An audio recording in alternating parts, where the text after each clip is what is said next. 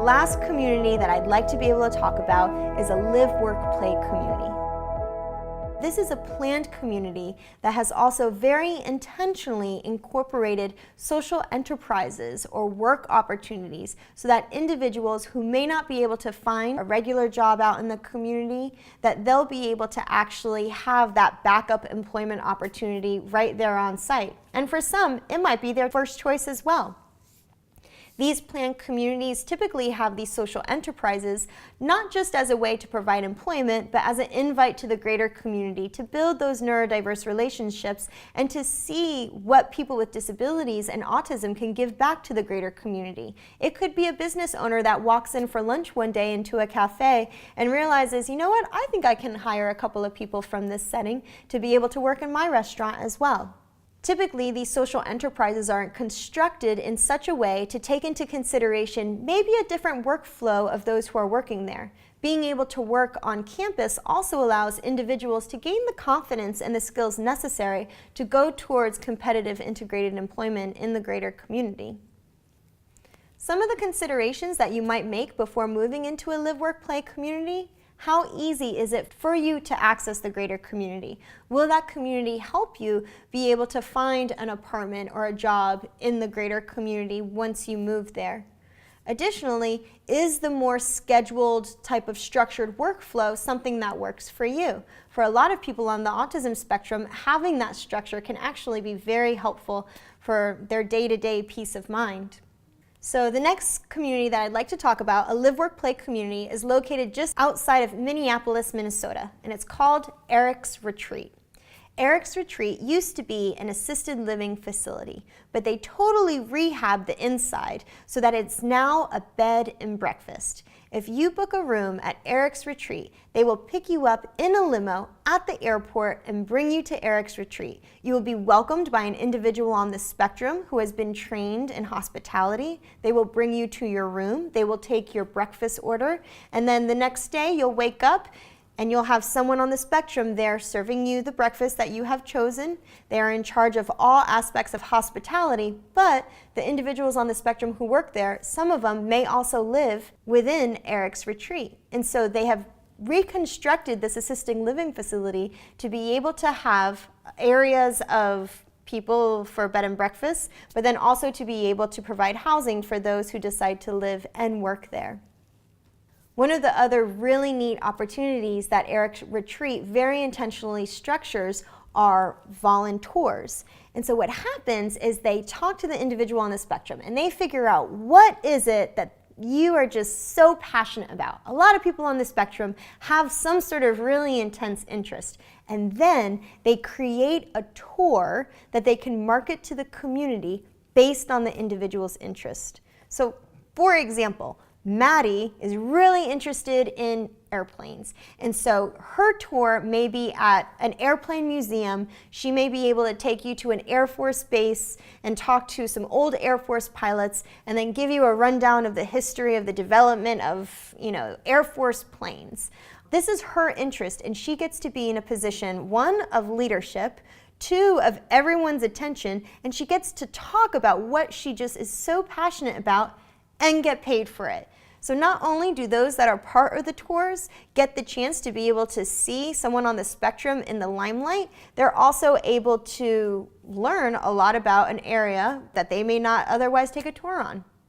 One of the other individuals who live there happens to be non-vocal. So these tours are done not just by people who can clearly articulate what they want to discuss, but also by those who are non-vocal. So one of the participants, Eric, he loves horses, and so he will bring a group of tourists to a barn, and with somebody else narrating, he will be able to teach people about horsemanship. This is how you groom the horse, and someone else may be describing the different areas of this, but he's the one who's showing them how to groom the horse. What's the difference between a trot and a lope? What is posting? These are all things that you might learn if you went on Eric's tour.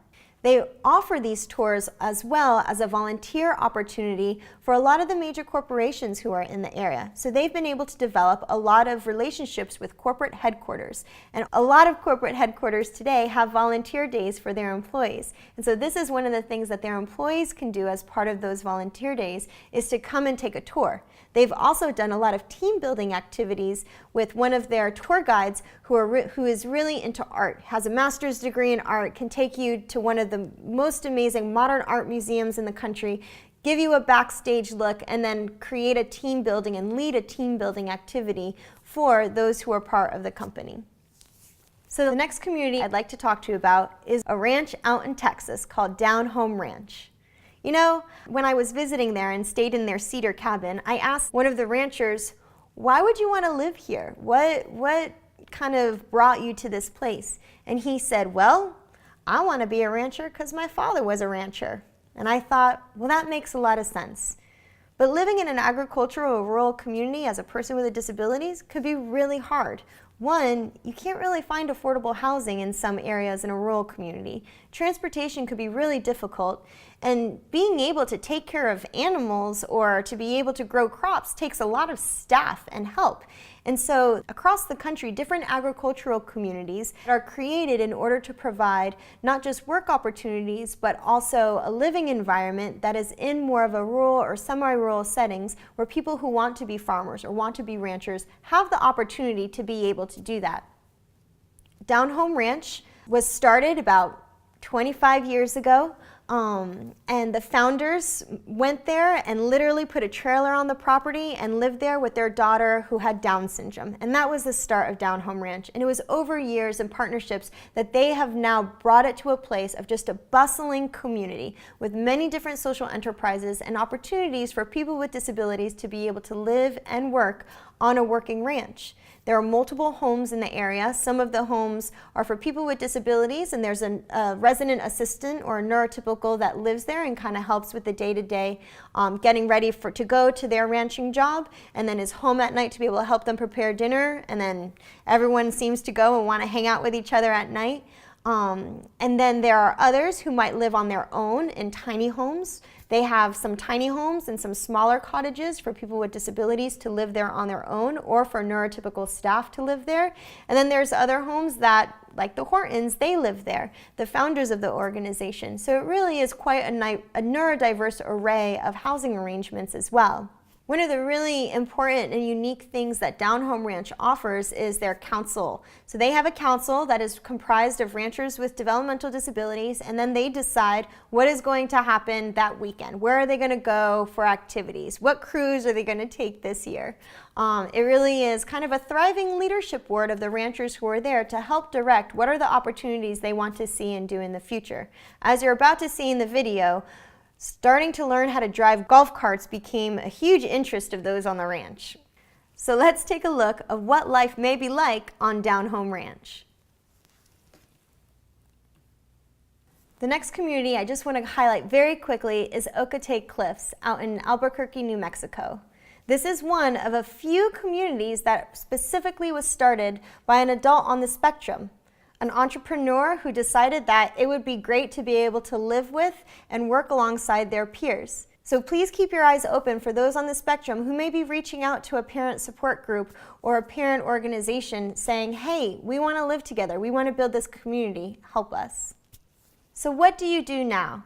If I can give you just a couple of different points, it's going to be to 1, create a person-centered plan, 2, come together in grassroots organizing, 3, you have to commit to being an advocate, and 4, continue to connect and share. Grassroots organizing builds community and local solutions, and it doesn't have to be big. Commit to creating a monthly meeting. A lot of these projects that I visited around the country and those that you've seen started with just a group of people sitting around a kitchen table saying, this is something we may like to explore. Make sure you're talking to your legislators and other government leaders about the lack of options. Where's the funding for all of these supports going to come from? Is there access to affordable housing to be able to create planned communities or access money for people with disabilities to own their own home? Are your concerns being heard by those in power in your Medicaid offices, in your DD councils? Go there and talk to them about how can we create more housing and support options for those with autism and other disabilities. Commit to being an advocate. After you watch this video, you need to join the Coalition for Community Choice. There you'll be able to see some of the different things that are happening in policy that may end up limiting the choices of people with disabilities. Being an advocate for more housing vouchers in your area, for ABLE accounts to be able to come and be used in your state. Understanding what this state transition plan or what type of waiver policy changes are occurring. These are very, very important elements. And of course, making it known that research for autism funding must absolutely be targeted to the lifespan of issues. Right now, only 3% of all research funding goes towards finding solutions and best practices for adults with autism to use over their lifespan. And of course, be part of the Autism Housing Network. If you haven't joined already, please do. The Autism Housing Network gives you the chance to be able to create your own mini toolbox. You can favorite any of the communities as well as all of the resources that you think might be influential while building your person-centered plan. It's a tool that you can use to be able to just highlight and keep track of some of the resources and housing models that you think might work best for you.